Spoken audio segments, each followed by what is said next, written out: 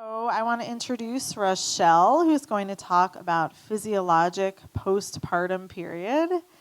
And many of you know Rochelle and I did a podcast a couple months ago. I think a lot of you have listened to it, so you know a little bit about her. But we met not that long ago, just through kind of these circuits, and I was really intrigued with her knowledge and her passion and her really deep knowing about this period of time in our lives that is beyond important. And we never talk about it. Even in this conference, it's just this tiny piece reserved for the postpartum, which is our entry into motherhood. So it is so valuable, and I'm just so grateful to have her here to share her heart. So welcome, Rochelle. Thank you so much. Thank you. So this is my first time kind of presenting this body of work to an audience, and so it's really personal and intimate to me, and so I'm probably going to cry at some point because it's my midwifery work woven into my ceremonial work. So that just might be the case. But I wanted to just take a first moment and just have us all tap into gratitude for being here. We have so much support to be able to be here from the women in Indie Birth who put this all together.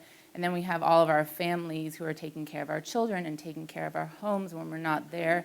And just all of the things that we can see and not see that made all of this possible in the name of creating a new midwifery paradigm, which is really creating a new way of life here on earth. That's what we're talking about ultimately. So my name is Rochelle Garcia Saliga, and I'm a midwife. I'm a CPM. I'm a mother. I'm a wife also. And the work that I do now is really brought back the original work of midwives, which is caretakers of women's health from womb to tomb. I was trained primarily in Mexico by traditional midwives, and there midwives take care of everything from newborn care to postmenopausal care and everything in between. That's what midwives do. And so what I do now in my work is I have a holistic well woman care practice, and I use my abdominal therapy and holistic pelvic care and holistic breast care to create holistic well woman care so that it's preventative and curative care for women, because there's really not much that we're offered for women's health in mainstream medicine apart from surgery or hormone supplement. All of my work is dedicated to really midwifing a cultural shift, is how I think about it, that honors our innate wisdom, that honors our personal authority, and that honors the sanctity of life. When I was 22, I was adopted into a ceremonial way of life. My adopted father was Ojibwe Chippewa, and my adopted, godmother, we would call her, she is from the Carib Nation. And so my entire midwifery study and midwifery practice has always paralleled traditional teachings and ceremonial work and healing ceremonies and old teachings. And something that was talked about no matter where I've been, and I've been in these ceremonial environments from the Innu Nation up in northeastern Quebec all down to the Huirrica Nation in Mexico, and something that's talked about throughout these continents is what is called our original instructions. Okay, they refer to it as we have original instructions as humans. We have original design as humans, and the reason that there is so much sickness across the earth, the reason that there is so much sickness in our bodies as humans at this time is because we are not following our original instructions or our original design. So this was always part, since a young adult, this was always part of my understanding of the world, that we have this original design, and all we need to do is follow this original design in order to be able to live in harmony with ourselves and then therefore the planet. Again, like I said, my birth work was always coupled with ceremonial work, with being in ceremony and receiving teachings from my elders. And when I started to attend births on my own, I didn't know that I was attending physiologic births, but just by nature of who I was, I later learned that the births that I was attending were indeed what is being called physiologic births. And the reason that things were just so kind of non-eventful for me in my practice as a midwife was because I wasn't meddling, and because I had a relationship with the women, and because I was following what they wanted, because how I learned it is that however a woman wants it for herself is how it should be. And so women would say, this is what I want, and I would say, I've never done that before, but if that's what you want for yourself, I can support you to do that. And so I had women coming to me when we lived in Mexico still, who they wanted to birth in the Temazcal, they wanted to birth in the sweat lodge. I had not ever done that before, but I was secure enough in my own relationship with Spirit that if these women were coming to me asking me to do that, then I could support them in doing that. And as I thought about what I was witnessing in my work, and as I learned about physiologic birth and then the work of Michelle Dant, and then, all these things now, I see all this language on these birth keeper information out there about like our primal wisdom or these words. I was like, that's what it is. And I realized that what I was witnessing, this was exactly what my elders were talking about. These are our original instructions, okay? So my elders who come from the span of the North American continent and down into South America, they're talking to us about original instructions in order to live in health and harmony on this planet. And then I put it all together and I realized our physiologic design that we are science, those are our original instructions, okay? And all we need to do in order to be healthy on this planet is to follow the mandates of our biological blueprint, okay? That's with birth, that's with our general health, that's with postpartum, and then when we are healthy from the inside out, then the earth will reflect back to us our own health and well-being. I have to...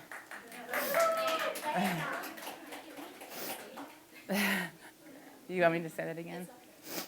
So our original design, from these indigenous ceremonies, I realized I was not brought into all this. I was not taught everything that I was taught just to know it.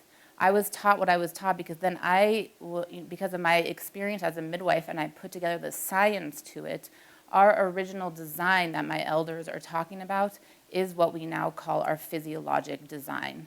It's just different language to explain the same thing, but they say that we are so sick as humans, and the earth is so sick because we have forgotten our original instructions, okay? So once I downloaded that piece of information, I immediately turned my attention to the postpartum time because I'm sure a lot of you have noticed this, but postpartum traditions throughout the world are like virtually the same. And so I thought, well, how is it that postpartum traditions in China can be almost identical to those in Mexico, can be identical to those in Iran, can be identical to those in India, can be identical to those in Southeast Asia, and then in the native Southwest. And then I started talking to women who remembered, and I started talking to grandmothers. And I was like, how is it possible that these traditions from the entire planet, on opposite sides of the planet, can mirror each other? Okay, and of course there are differences throughout culture, because these traditions are coming from the cultural context that they are. But the overarching similarities in these traditions are an extended resting period of 20 to 60 days. There's always heat-inducing therapies. There is always warm, nourishing, easily digestible food. And again, this is going to be specific to the culture that this tradition is coming from, but the food is always warm and nourishing and easily digestible. And then there's always body work. And I realized again that all of these traditions are virtually the same because they are all rooted in our physiologic design. So our ancestors were highly intelligent people.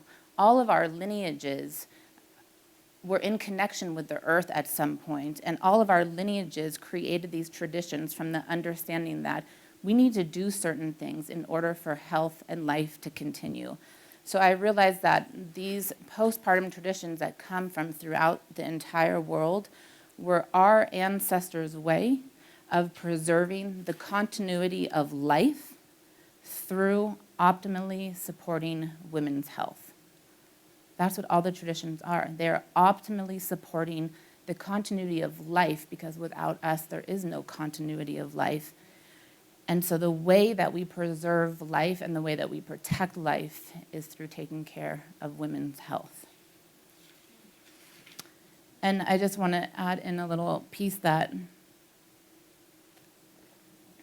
the ceremonies that I've been in with my elders, they're not connected necessarily to a specific, I can't say that they're not connected to a cultural lineage, but the entire point of them is for us to remember who we are. And the entire point of them is they're a life prayer. Okay, all the ceremonies are a prayer in the name of protecting and preserving life, just as is birth, just as is our health, just as it all. Okay. So now I'd like us to, I forgot about this thing again. Okay, so I'm going to turn our attention now to certain aspects of our physiologic design, of both newborn and maternal design, so that we can understand the implicit genius of the postpartum traditions, and so that we can understand why, if we want to talk about women's health, that it is an absolute necessity that we talk about postpartum care. That postpartum care right now, how it's seen in the modern world, is like it's kind of a luxury. Postpartum care is an absolute necessity if we're going to talk about thriving as humans and not just surviving. We have been surviving for a long time as women, but we have not been thriving. And quite honestly, if we're going to survive on the planet as humans, we need to up the ante and we need to start thriving, because otherwise we will just be eliminated. Okay, when people talk about we need to take care of Mother Earth knows how to take care of herself. We need to take care of ourselves. Mother Earth will just clean us out if we don't get our act together. And so postpartum care is a way of us assuring for us that we are thriving as women, and therefore then we can be thriving as culture and as a people to continue life. So this first piece, some of this information is a lot, so you can feel free to stop me and ask questions. Human beings, as we know, are more dependent on learning for survival than any other species. So we know this, a lot of us, the way that we are born as humans is quite different than a baby horse who's born, who can get up and start walking around on its own and go nibble on things, right? We are born with instincts, of course, to suckle. We're able to nurse. We are able to move our hands away from fire if something were to be hot. Newborns can swim when they're placed in water. But newborns on their own, they cannot find their own shelter. They cannot protect themselves, and they can't get their own food. We are not born with survival instincts like other animals are for really specific purposes. We're not born with those kind of survival instincts because human environments and culture change so rapidly that it would not make sense for cultural behaviors of survival to be transmitted through our genetically programmed instincts. Because how I was born was quite different than how someone in my lineage was born 10,000 years ago. So what served them then is not going to serve them now in terms of finding food and finding shelter and all those kinds of things. And so we are not born with that kind of programming. So because of that, we have very specific neurological adaptations as humans to learn how to survive in our particular culture and our particular environment. And this is what it is. So from birth to 2 years old, babies are primarily in delta brainwaves, which is the lowest EEG frequency. The lowest brainwave state is what babies are in from birth to 2 years old. From 2 years old to 6 years old, babies are primarily in theta, which is the next highest EEG frequency, but still one of the lowest. So what we're talking about then is from birth to 6 years old, our children are in these really low brain waves of activity. This kind of low brainwave activity, to put it into perspective, is what hypnotherapists drop people into when they want to create a new program in the human mind, okay? So the point is that we are designed to be programmed by our parents from birth to 6 years old, okay, because of the way that our brainwaves are functioning. So the reason that we're designed like this is because children need to download an incredible amount of information as to how they can thrive in their particular environment, in their particular culture. So again, for the first 6 years, we are literally programming the subconscious minds of our children. Is that making sense? Okay. Yeah, so I'll give that. So hold the scare and the guilt, because I know, like, I'm like, oh my God, you know.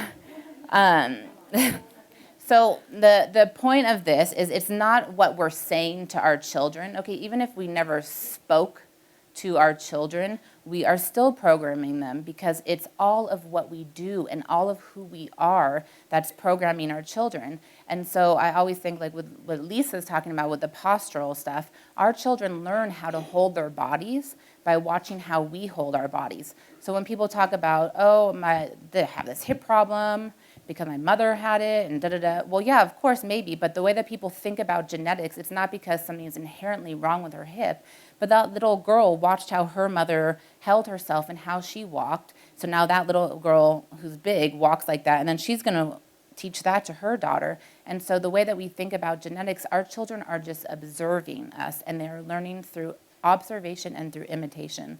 Our babies learn to breathe by how we breathe. Newborns come in with a perfectly set way of breathing, and they watch how we breathe and how shallow we breathe and how we've been conditioned to not breathe properly, and they will start to breathe how we breathe, okay? They are imitating everything about us. They are imitating our fundamental beliefs about life is what they're imitating. So to put this in perspective, like the Jesuits said that give us a child for the first 6 years of life and they will become committed to the church for life, okay? Rudolf Steiner, the inventor of Waldorf education, he says the first 7 years of a child's life are the most important and they're the most foundational. Children are learning by imitating their environment, so make sure that they're imitating beautiful, highly evolved spiritual things so that they can imitate that.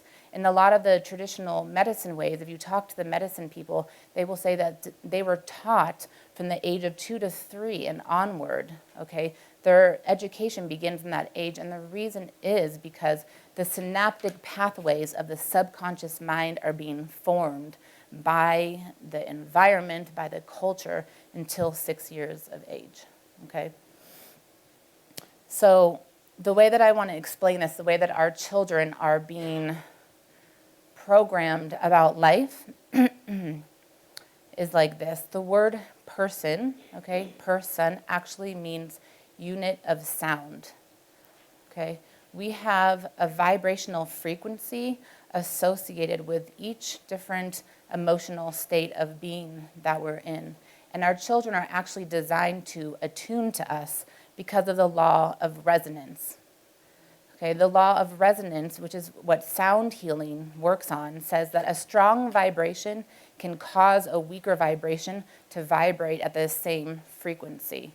This is why it's important that as a midwife, Dr. Stu was talking about anxiety in a room, a midwife in the room is going to be the holder of that vibration. And if the midwife is in a state of anxiety, then the people in the room are going to attune to her because she is holding that vibration. So a mother is holding that vibration for her child, okay? And because of the law of resonance, the law of attunement, the child is going to attune to the frequency of the mother. So these are some examples, okay? Low frequency vibrations are blame, despair, anxiety, anger, and hate.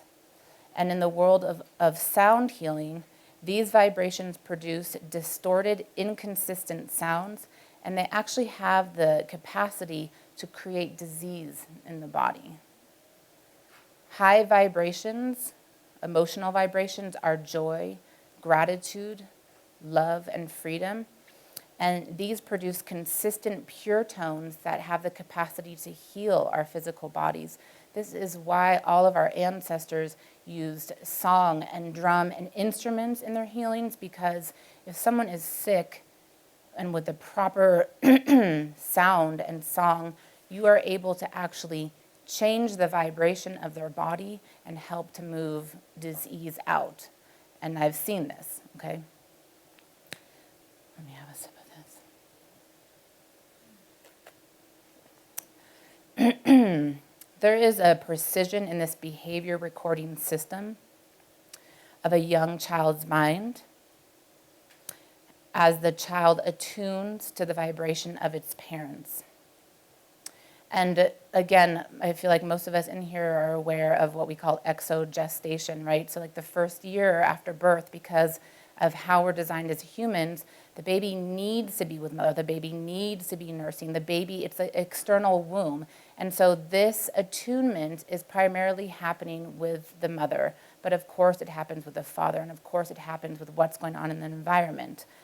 So if we then imagine this immense responsibility that we have, we're understanding that we are programming through our own beliefs about life the future generations.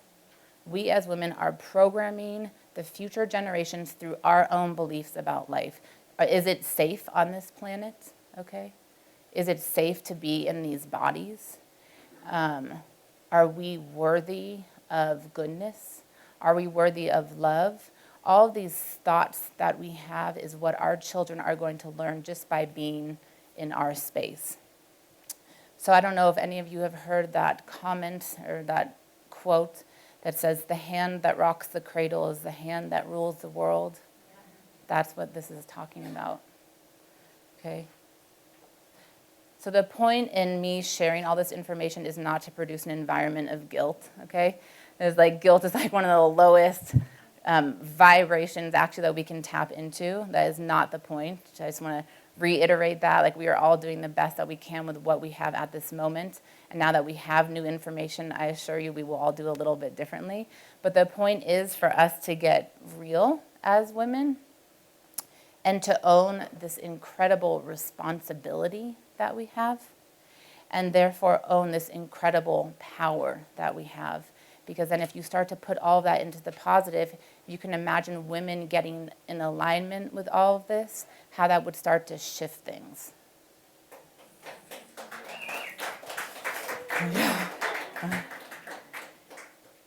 So the other point that I want to say in saying all this is to prioritize the healing of our own subconscious patternings, our own subconscious programmings that maybe we received from our parents that may not be serving our highest good, because whatever information that we received from our environment or from our parents and families when we were little, it's our responsibility as women, and especially as birth workers, to heal that. Because whatever we don't heal, we are bringing that to us at every birth we're going to. And we are bringing that with every family that we're taking care of. And quite honestly, I feel like if we're going to be in integrity with who we are as midwives and healers, then it's our responsibility to take care of our own stuff. And taking care of our own stuff is the undoing of our own subconscious programming. Does anyone have any questions up to that point? I know it's a lot. I know, right? You have us spellbound. Yeah. I guess I just wonder, like, you know, I think that that's so true, what you're saying about undoing that in ourselves. But how do we start? What steps do you take in even beginning that journey? Yeah. I would say, sometimes I feel really fortunate because of who I have in my life. Since a young adult, I've been mentored by my elders. And so for me, how that looks is I have ceremony and I have my elders who call me out and keep me in check.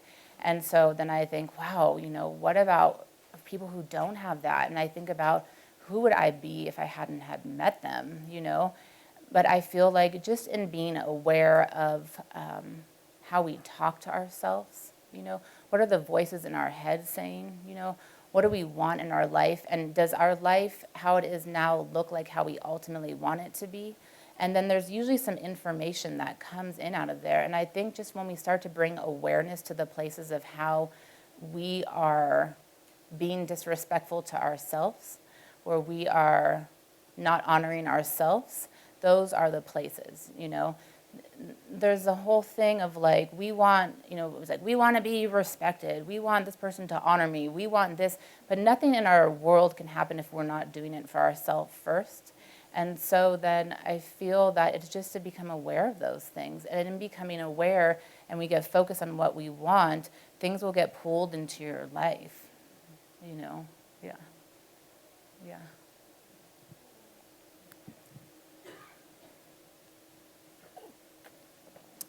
So then because this is a talk on postpartum care, I'm going to roll it back into the postpartum period and how it's related, because we are our children's first teachers. We look at statistics, and I just pulled this off the CDC, the Center for Disease Control website, right? It's like 11 to 20% of women have what we call postpartum depression in this country. But this is so much higher than this. We all know that because, first of all, they're only reporting of live births. Secondly, this statistic is based upon women who self-report. And we also know how births are in this country, right? We know that like 99.99% of births are not optimal. And we know that the resulting trauma that women experience is not being dealt with because we're not organized as a culture, as a people, in order to support women in dealing with trauma. And we know how the postpartum period is because we know how our own experiences were. Even if we had optimal births, we know how we felt in the postpartum time. And a lot of us probably felt how we felt because we know that the inherent lack of support in the nuclear family creates exhaustion and loneliness and despair. We are living in isolated bubbles, and the nuclear family is a hoax, okay? It does not, we're all trying to make it work the best that we can, but it is by its nature exhausting and totally depleting. And I'm saying this from my experience, okay? It's so exhausting and so depleting. So we love our children, yes, and we are having to do so much work just to make it happen because we are living within a structure that is not based in our humanity. So now we understand the absolute importance of mothers' well-being because of what I just explained, because the babies are tuning to mothers. And then we understand the current postpartum reality of not just women in this country, but I would say in many parts or most parts of the world. And so then we talk about creating a different world, or we talk about the future generations. Well, the way to access the future generations is through the women, okay? It's like the children need to be able to have a strong foundation, and the children can only have a strong foundation if the mothers are feeling good. It's like the whole thing, if mama ain't happy, ain't nobody happy. This is what it's based upon. If mama is not feeling good, then how can she take care of her children in the way that she wants to, okay? And this is in all those levels. So all of the ancient postpartum traditions, what they were doing was they were safeguarding a woman's emotional state of being through community support, through massage, through body work, through helping hands, and through love. I'm sure everyone here knows that if you're having to do something on your own and it's like so weighing you down, whatever it is, and then you have a group of people who come in and lend their hands, and then that terrible situation isn't so terrible anymore because you're not alone. I was at a ceremony one time up in the Innu Nation, and it was a really intense healing ceremony for this man who was in his 70s who had some serious liver disease, and they were healing him through traditional ways, and it was an all-night ceremony. And this man, and he was being doctored, okay, it's like all traditional healing, he was being doctored. And this man who was sick and being healed in this traditional way, he was having such a hard time. I mean, he was crawling around on the ground, okay, like an animal. He was like, whatever he was having to confront with inside of himself, he was having to really do some big time work. And all of his people, okay, I'm sitting in this thing and it kind of looks like a yurt. All of his people who were in there, they were just dying of laughter, okay? They were falling all over the place, dying of laughter. And I was just like watching this scene, right? Because I have my own like conditioning. And I was like, what the hell is going on? Like, this man is having such a hard time and they're laughing. And the whole night they were laughing. And the whole night this man was just going through it. And I was just like, what is going on? And in the morning time, when I could finally talk with someone, I was like, what? And they said, laughter is our medicine. They said, we get people out of their holes by laughing, okay? Because that is already serious enough, whatever that man is going through. And the way that they could be of most support is to laugh with him, okay? And be like, don't take yourself so seriously over there. Come get out of your hole, okay? Come back and join us. And so it's the same principle with the postpartum traditions. You know, whatever our experiences have been, even in optimal birth experiences, it's a lot of work to be pregnant and to birth a baby and then meet the demands of a newborn baby 24 hours a day, 7 days a week. But when you have people around you to keep the emotional vibration higher, then you just feel good.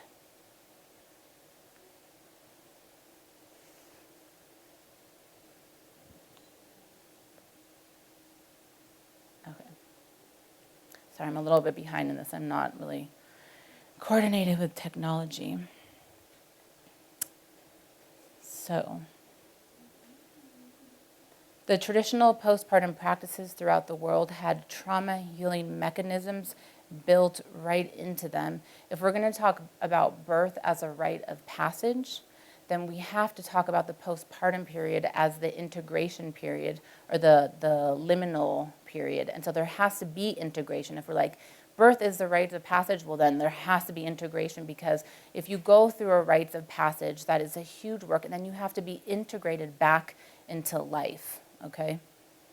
So traditional postpartum practices were set up to ease the passageway for mother and baby from pregnancy and birth into life.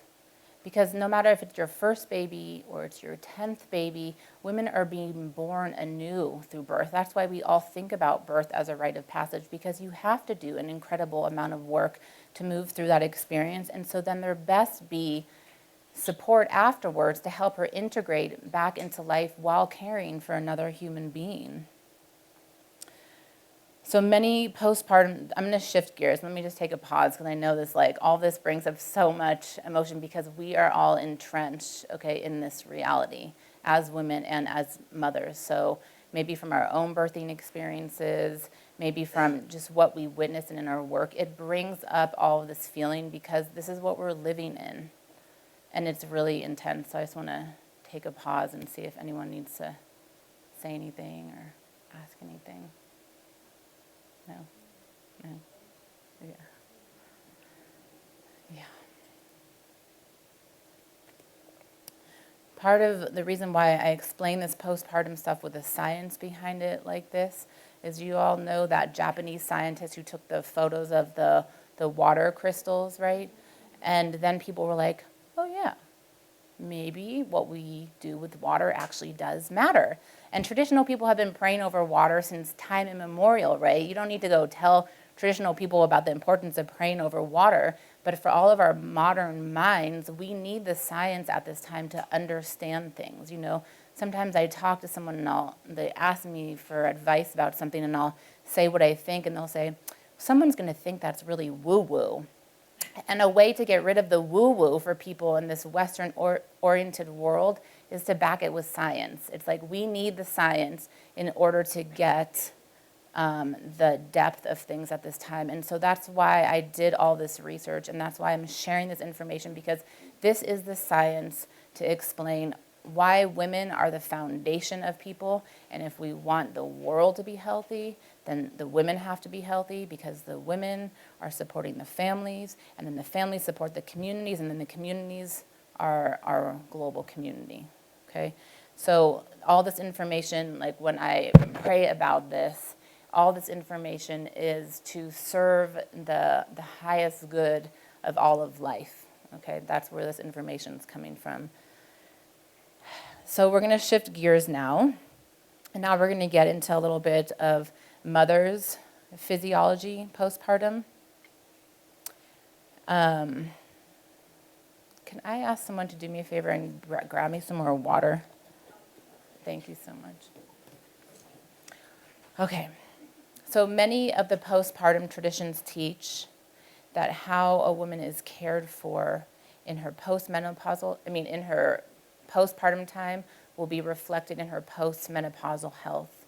In Ayurvedic medicine, for example, they'll say the first 42 days for the next 42 years, okay? And this is something that I have found throughout many different traditions. Something else that is said in many of the old postpartum traditions is that the postpartum period is an opportunity for women's health to actually be fortified. The postpartum period is actually this time that if we receive the proper support, that we could actually emerge from pregnancy and birth even stronger and healthier than before. And the reverse is also true, that without that support, pregnancy and birth actually have the potential to greatly diminish our health. And I'm sure most of us are used to the seeing and diminishing more, right? Oh, I feel like this because I was pregnant. Oh, I just had a baby, and so that's why I feel like my whatever is going on. And we say, oh, yeah, that's normal because you just had a baby. We normalize all these things because we have some kind of association that, like, being pregnant and birthing then is going to make us weaker, okay? But it doesn't have to be like that, and it only is like that because we are not receiving the care that we are designed to receive. So the postpartum tradition safeguarded mother's emotional health, and that's a piece that we just covered, right?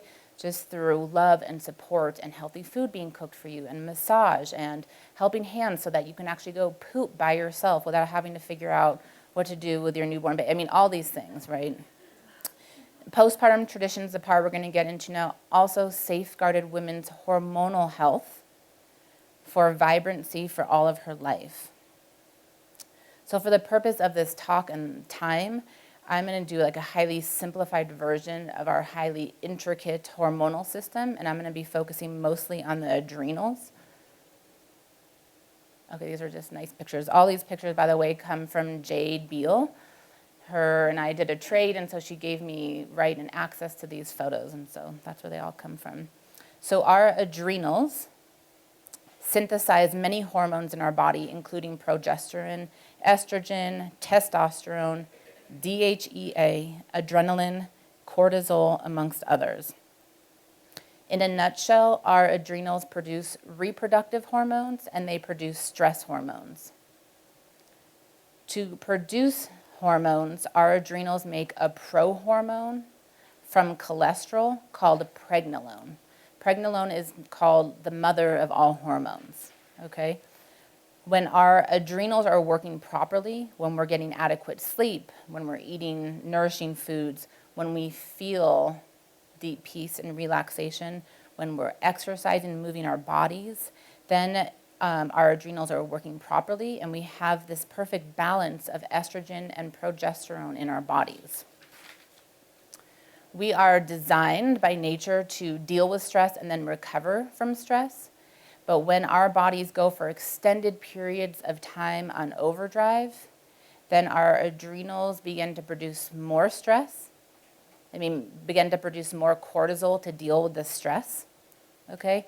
And common triggers of prolonged stress, as an example, are chronic sleep deprivation, emotional or physical trauma, and acute physical stress. And all of these things to me sound like what women are going through after they had a baby. Chronic sleep deprivation because they're dealing with their newborn baby, emotional or physical trauma, even if the birth was exquisite and the woman sees it that it was, the most wonderful experience of her life. Pregnancy and birth and labor, that's a huge demand for the body, okay? And acute physical stress of just taking care of a newborn baby while you are experiencing your own process in all of this. So our bodies produce more cortisol when we are stressed because cortisol is actually the ultimate anti-stress hormone. But what happens in our bodies, is this all making sense so far? What happens for our bodies to be able to produce more cortisol is this. Let me see if I get to this. Okay. So in order for our bodies to produce more cortisol, cholesterol is what makes pregnenolone, okay? Pregnenolone then would make progesterone. But then what happens is that our bodies will actually convert the progesterone into cortisol, okay? And because more cortisol is being used to make pregnenolone, it's also not being used to make DHEA as it should.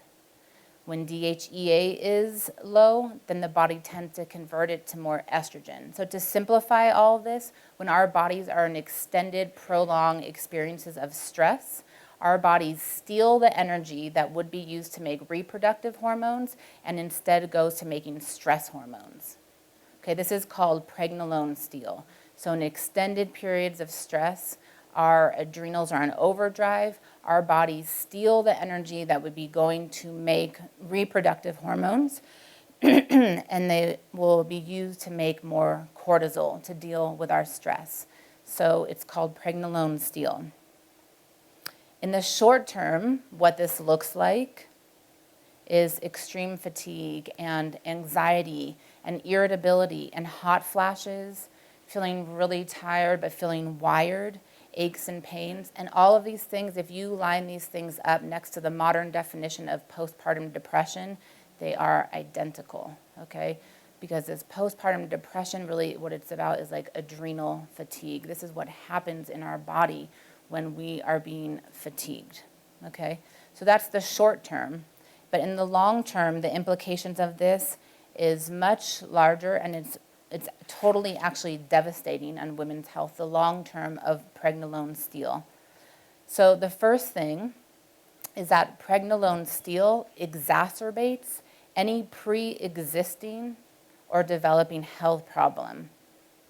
This is because pregnenolone is not being adequately converted to make other essential hormones. So to remind you, all the ancient postpartum traditions say that the postpartum time is a time when your health can actually become better than even when before you were pregnant, or your health can be greatly diminished. And this is the scientific link into that. Is that making sense? That if you are being supported and if you are being nurtured and if you are able to adequately rest and be nourished in the postpartum time, that your body has enough energy to produce the hormones, okay, to get into a vibrant, healthy state of being. If you are being depleted as the stage is being set to your postpartum time, then you can actually create health conditions that weren't there before, or you can worsen your health in the postpartum time. So you'll see women in the postpartum, it's like all of a sudden they have these weird allergies, or they'll have rosacea on their face, or the thyroid problems that are cropping up for women in postpartum, or anything that you've seen, okay, is often because of this. Is that making sense? Anything that stresses the adrenal glands, and especially in the cases of Pregnenolone Steal, reduces progesterone output in the body, which leads to estrogen dominance in the body. So any of you all in women's health care and dealing with things know that estrogen dominance in the body creates fibroids, creates ovarian cysts, creates endometriosis, creates fibrocystic breast conditions. These are all estrogen dominance-based kind of things. And when we are in Pregnenolone Steal, when we are on overdrive and the cortisol is being pumped out, it leads to estrogen dominance, and estrogen dominance creates the perfect condition for all these kind of women's healthcare problems to be produced. And then, of course, in modern times, because we're living in the environment that we are, we have all the xenoestrogens in our environment, so it's even being more compounded. So we're all stressed out. We're all into this like adrenal overdrive. So we have estrogen dominance in our body, and then the air that we breathe and the food that we eat And the water that we're drinking is filled with xenoestrogens. And so this is what is going on for women's health. And so this is why we can say, I can't, and we can freak out and be like, I can't control everything in my environment. We can't control everything out there, but we have the capacity to control what's right here and what we're going to demand for our own lives. Okay, that's what we have control over. Another aspect of estrogen dominance in our bodies is that it creates infertility, okay, or secondary infertility. And so, there's a woman who she got pregnant easily the first time or the second time or the third time, and because the progesterone levels are too low, she's having all these infertility problems. Now, of course, there's many other things that could be going on, but this is a common thread also of estrogen dominance in the body. Estrogen dominance also leads to first trimester miscarriages because the body's progesterone levels are too low to sustain a pregnancy. And this all is coming from being stressed out, okay? As simple as that sounds, this is where that's coming from being stressed out and under-supported as women. This is the compromising of our health that is going on. Yes, there's a question. Is there a microphone?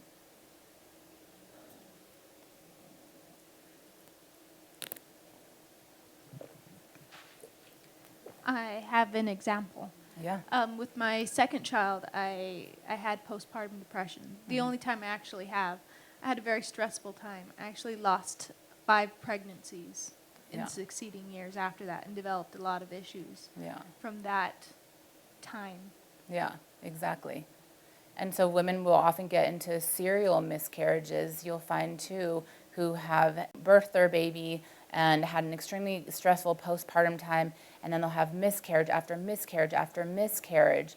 And oftentimes the Western medicine doesn't even often recognize adrenal stress or adrenal fatigue, so it's not even something that's talked about with allopathic doctors, okay? But, Dr. Aviva Ram, I don't know if any of you are familiar with her. So, there's all kinds of things we can do to support our adrenals, but she says the one thing that we can do to really support our adrenals is to do less. We can take herbs, we can do supplements, we can go to the naturopathic doctor and do all kinds of things, but the reality is we're doing way too much and we're asking way too much of ourselves as women in unsupported contexts, okay? So this is why all of the ancient postpartum traditions speak to the importance of postpartum care for women's health. Postpartum time is a naturally stressful time, again, even in optimal pregnancy and birthing circumstances. And then we compound it with how we're living now.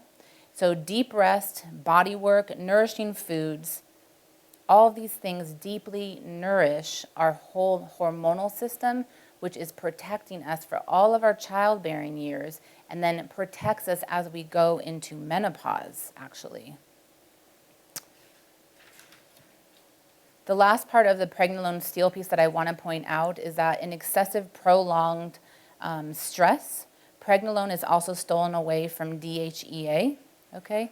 So amongst many things, DHEA improves our resistance to viruses, allergens, and cancer. DHEA stimulates bone deposition to prevent osteoporosis. DHEA increases muscle mass and decreases body fat. So all of these things are already things that are compromised as we go into menopause. So if we've spent all of our childbearing years with not enough DHEA to protect our bones, to protect our muscle mass, and then we enter into menopause in this depleted state, this is why there's so much bad rap for menopause in this country, just like there's bad rap for our monthly bleeding, just like there's bad rap for birthing, and just like there's so much bad rap for menopause. And the why women have such a difficult time going through menopause is because we arrive depleted. Our adrenals are depleted. We are depleted. And so we cannot move through menopause how we should because we have tapped our system out during our childbearing years. So when the ancient postpartum traditions talked about what we're doing in the postpartum time is going to affect our health for the next 42 years, is going to affect our health through menopause and beyond.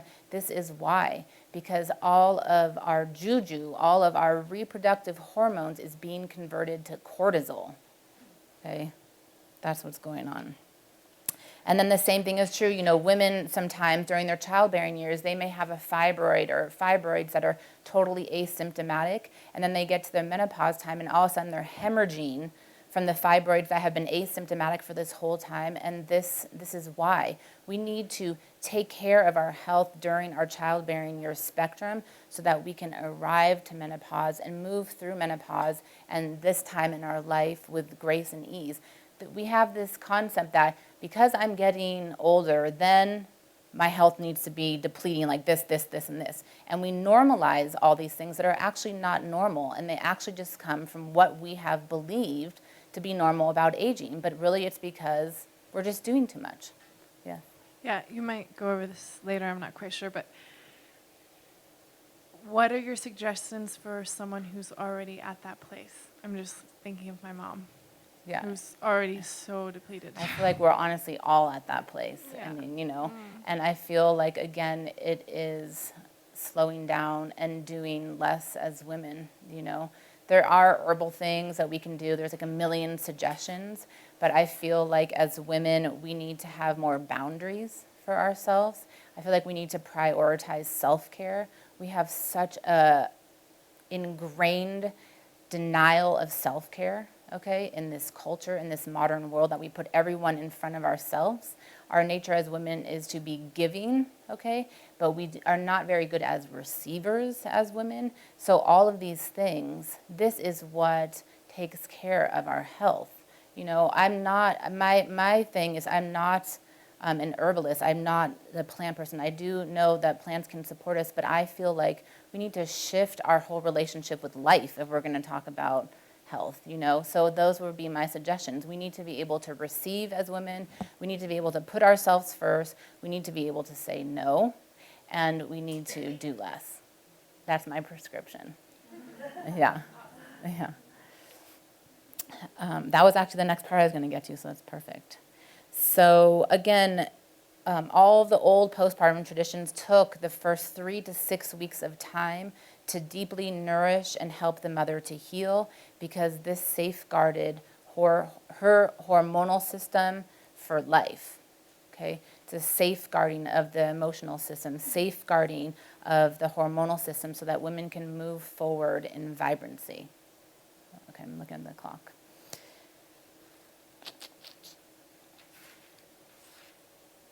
Is there any questions at this point? I have a few more things I want to say.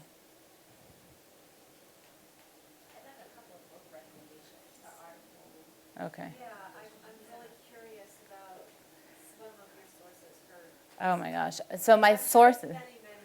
It's many.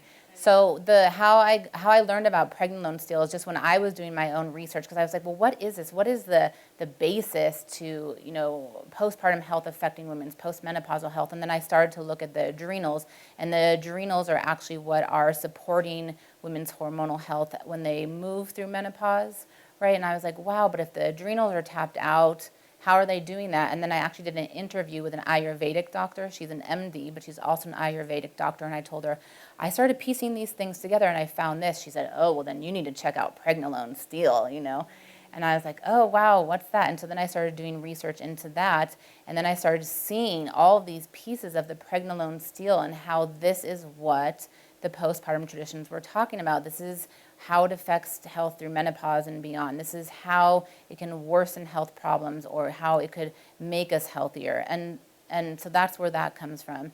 And then really a lot of it, in my experience with the ceremonies, a lot of the ceremonies, I have a woman elder, and a lot of the ceremonies I was in were male-led and male-dominated and like this.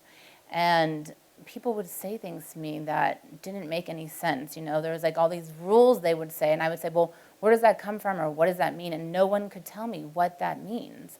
You can't do this if you have your moon time. You can't do that, or you can do this. And I was like, well, what is that based upon, So a lot of this, bringing together this information really is from me praying, okay, and saying, I really want to understand this. This is what I'm being told, and it makes no sense to me. So I would like to have some answers, and I would like the proof in the answers. And then this is how I gathered a lot of this information, Yeah.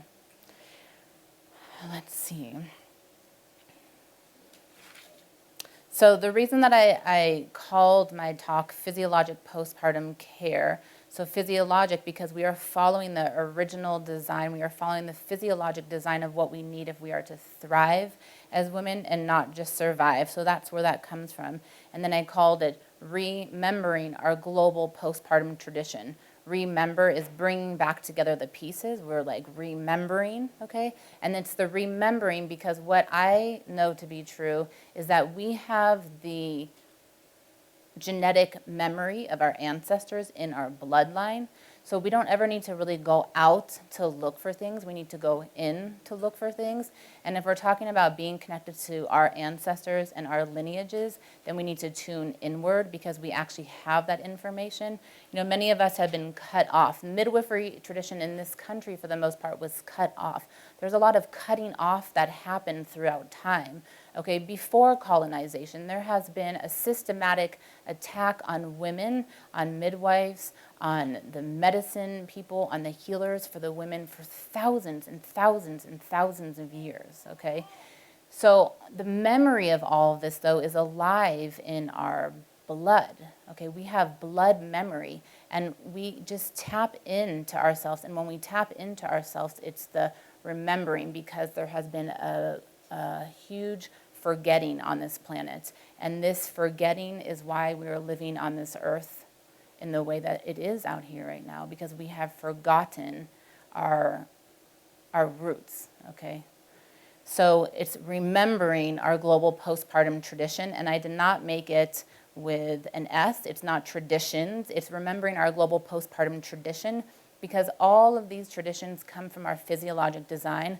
So no matter where we are on this planet, this tradition is virtually the same. And I really believe now that if we are to continue life on this planet as humans, then we need to root into the unifying aspect of our humanity, okay? And that unifying aspect is in our physiologic design. I guess I feel like one of the last things I want to say is that when we talk about wanting to heal the earth again, then we start with us as women. We are the foundation. Women are the soul of humanity because we are the first caretaker of our babies in the outer womb.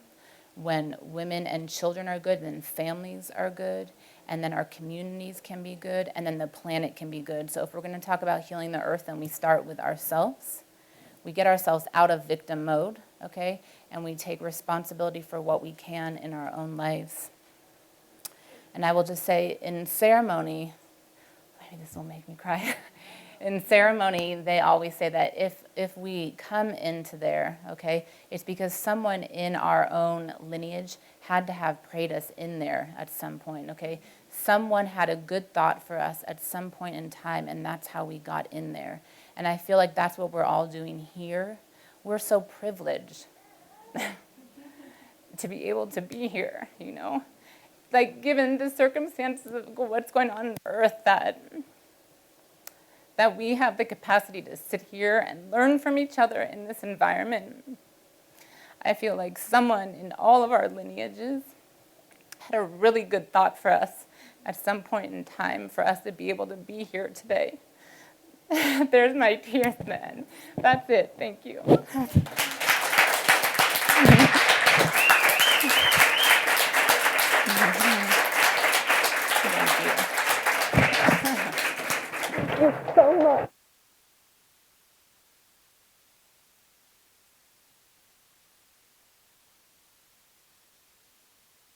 Oh my gosh. Thank you. So I'm told I can take questions now. I have like 15 minutes. Yeah. Can we have a microphone? And I might have missed it. I apologize. I came in late. Did you say what your tradition heritage is, like a name, a tribe? So my family comes from Slovakia and Slovenia and Lithuania and India and Egypt, okay?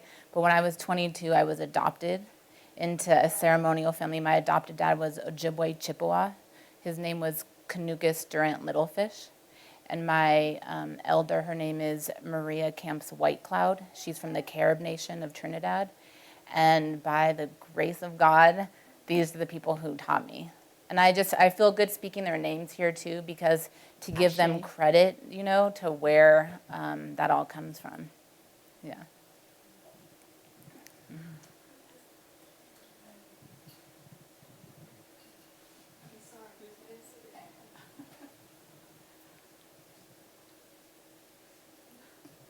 Go ahead, yeah, I think. Yeah. Oh, okay. Okay, just had a, Is the microphone on this one? hello? Okay, yeah. I have 3 children, and my postpartum periods were not as juicy and nurturing as you described, but it was definitely restful and joyful. Nice. Awesome. I do not feel any of my pregnancies drained me. Great. What I feel drained me was taking care of my dying mother. Mm-hmm. I was entirely alone with that. Mm-hmm. My siblings refused to help at all. Mm-hmm. My husband was a very dear friend to her, but he didn't help me. Mm-hmm. As a result of those 8 months, and plus my mother and I just weren't close anyway, but I was happy to take care of her. It felt good. Mm-hmm. As a result of those 8 months, I gained 60 pounds. Mm-hmm. My thyroid went high and to the right. Mm-hmm. That's where I got this adrenal Yeah. stuff here. I am now starting into menopause, and I feel that comparatively my menopause is easy compared to what other women have. Mm-hmm. But for the last some time, I've been searching for a way to try to heal this, fill these tanks, heal all that draining that I had, and I don't know how to do it. I don't know where to go. Yeah. We need to connect back into the earth, you know. It's like the earth also has a specific vibration, just like I was talking about, everything's vibration, right? The earth has a specific vibrational frequency, and I forget the scale how they measure it. It's like 7.36, whatever it is, something. But the point is that because we don't ever walk on the earth, because we're inside, you know, all these things, it's like we are not receiving the medicine that's available to us. So it's like, to start with, I'd like get onto the earth and look towards the sun, okay? Because the sun also is like our original teacher, and the sun transmits information and energy to us. The reason why they have sun dances throughout all of the cultures is because the sun will actually tell you things when you're facing it. And so just if you let the sun go into your face, okay, and you feel the sun on your skin, you will remember things, you know, and then you let the earth heal you. This is like all of our medicine, and it's accessible all of the time. Yeah. I have a question. I do postpartum, Uh-huh. and I see a lot of moms who are really stressed out in the postpartum period. Yeah. They're poor, they're young. I wonder, how does it affect the baby girl? Does the adrenal physiological response can start as a newborn? And how does it play? I'm sure. I mean, yeah. Is that why little girls get period earlier? I don't know, but that's a really good inquiry for sure. I don't know. I mean, I know that the mother's energy is going to affect the baby for sure. I don't know how the adrenals work in a newborn, you know, but there's a lot of work to be done. There's not a simple answer, because what do you do when the mother is really stressed out and she has no support, and her partner has to go back to work, or she has to go back to work, and all of these things that are just really, it's just reality, you know. And I feel like we need to reorganize our priorities, you know. I don't know. I don't have all the answers, but what I do know is that if someone can take out a loan to get a new car, then they can take out a loan to stay home with their baby, maybe, or, you know what I mean? Or someone can have a credit card to buy blah, blah, blah, then use that. I mean, I hadn't no credit cards ever until my little girl was born, and then somehow I had good credit because I never had any credit. So I was like, oh. So I took out credit cards, you know, because that allowed me to stay home with my little girl. And so I know it doesn't directly answer your question about newborn adrenals, but I'm sure that babies can be affected. They're like, we are their outer womb. They're just in the matrix of stress, you know. Yeah, totally. So here is a thought. We were all very moved by this. And for years, I've been trying to get the doulas to work together, and I find that they're very competitive, and they don't want to work together. I don't know if that's true in the midwifery world as well, but since we're all so moved, let's go out and support each other. Let's go out into our community and create that caring that they need. Like Ruth needs someone in her area that's going to support her. Yeah? Yeah. We all need that. Totally. Yeah. Yeah. I was just gonna comment on your story in the healing session with the man and everyone laughing and how awkward that must have been. But it made me think of the story of my son, right? Because because toddlers are so good at this, right? They can just be like, you need to switch it because you can, And they don't use their words to tell you. They just tell you with their emotions. And I remember this experience when we were living in our school bus or an RV or something. And there was just like thing after thing that was just like, right? And I looked at Trillium and I was like, dude, I'm feeling really like angry right now. And he just goes, Mama, oh. And he just started laughing, right? And I was like, oh my gosh, you're right. Like, that's how easy it is. So I feel like it's really important throughout all of life. Like, that's, I think, the biggest lesson that my son has taught me in just the 2 short years that he's been alive is like how quickly we have that ability at all times to switch that program. And it's not, doesn't have to be this complicated long thing. It's just like moment to moment, So Thank you for that. Thank you. Yeah. And I'll just say, so I created a postpartum care certification. It's called Innate Postpartum Care, and it's based upon all of this information and then much more. And it started as this like, oh, I have all this information, I'll do this class. And I was like, I'll do it in 2 months. And then by the time I started receiving all of this information, I have like a 300-page workbook, okay? So I was like, whoa. It just was like all this stuff kept coming through, right? I just kept doing it. And so like this whole thing is kind of being birthed through me. So I've created this certification program to train women how to do this work because I feel like what's being offered in postpartum doula trainings is not enough. It's not taking advantage enough, really, of our gifts that we have to give as women, as providers. And it's also, we could offer so much more to the families that we're serving, okay? So I do all of the background scientific information, and I use the body system of chakras and move through the whole body with all of this information. And then I teach postpartum care techniques for every system that we move through, so that when women leave, it's like all this information and then 7 different techniques that you can apply into postpartum care. So, yeah, I'm going to do one out here in September. It's 3 days, and what did I want to say about that? Yeah, it's 3 days, and I'm doing one in Portland this year, one in Santa Barbara, and then one in Sedona. I'm doing it in Portland the last weekend of May. I'm doing it in Santa Barbara. When is that? I don't remember. My brain's not working like that right now. Yeah. My website is innate, INNATE, traditions.com.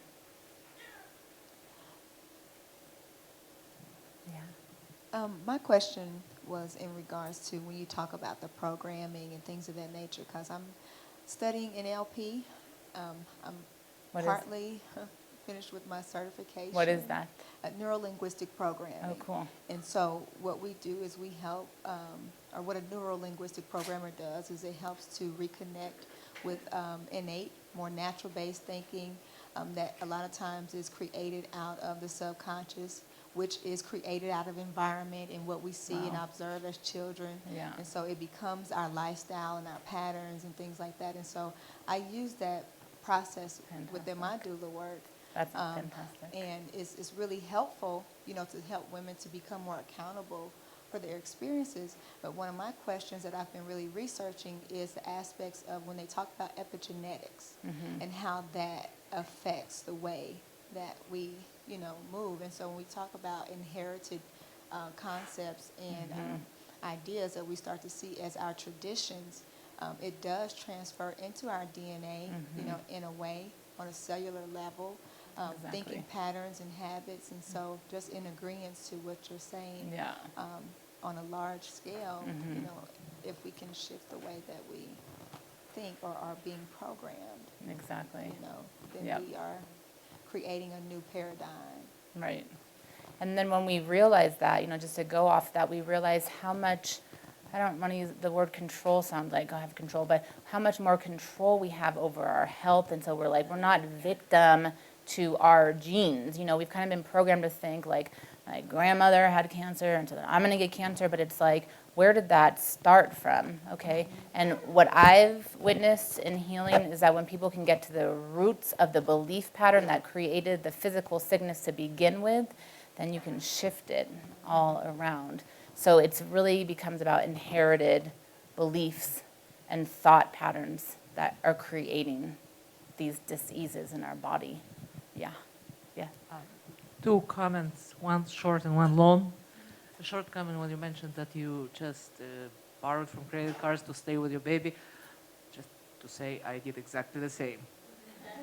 And I think it should be more acceptable in society. Yeah. Totally. Yeah. I don't want to go into that debate. Yeah. Number two is a lady, I forgot her name, suggested that doulas support each other. I think mothers should support each other. Some 26 years ago, I was a lonely mother living in an apartment building, no car, no money, in the nearest park, about half an hour walk, and I would go to the park pushing 2 strollers, and no support. And I'm sure somewhere in the same city there were several other mothers who also were in the same situation. Back then there was no internet, but now with internet, I think it's very easy for mothers in this position find each other, help each other, Yeah. or form strong women's bond, woman to woman, even before you have children, and then just have such a strong tribe. So when one woman in your tribe is a new mother and she's alone in her apartment with no support, other women in the same tribe show up and help. And then when it's their turn, they reciprocate. I think that's perfectly possible and shouldn't cost too much money. Yeah. And just start thinking this way, because we just think, oh, how can we help? Let's ask government to give us money. Let's ask insurance company to pay for this and for that and for that and for that. And it's totally unnecessary. We can help each other without asking institutions to take care of us. Yeah. That's my comment.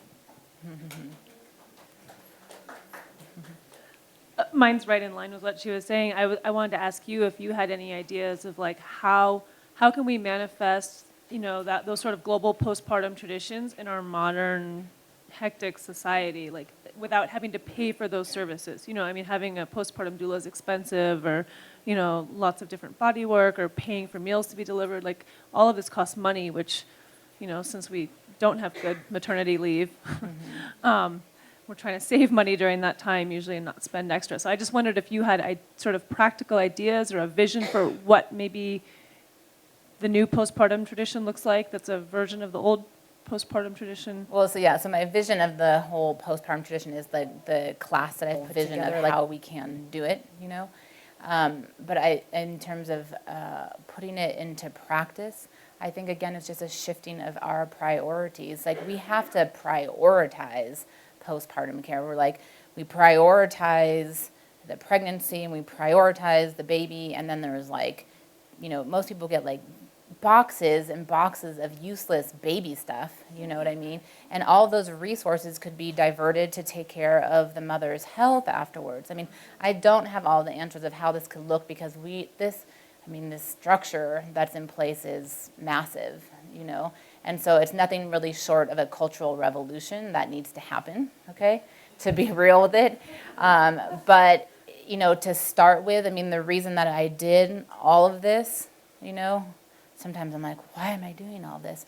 The reason I did all of this is so that we begin to understand that it's really not a luxury, okay? This is really, if we don't want to be falling apart into pieces, if we want to live good lives as women, then we have to prioritize this. And it's not to wait for someone else to prioritize it for us. No, we have to prioritize it for ourselves.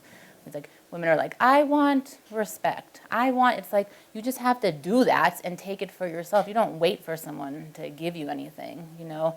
And so my big push to women is that they have to claim it for themselves. We have to claim it for ourselves. I think we should probably take like 2 more questions and then be done. I'm kind of lost my time. Well, I had an inspiration while you were giving your talk that I could get some of my local clientele together, even just a group of 10 women who are willing to help each other out.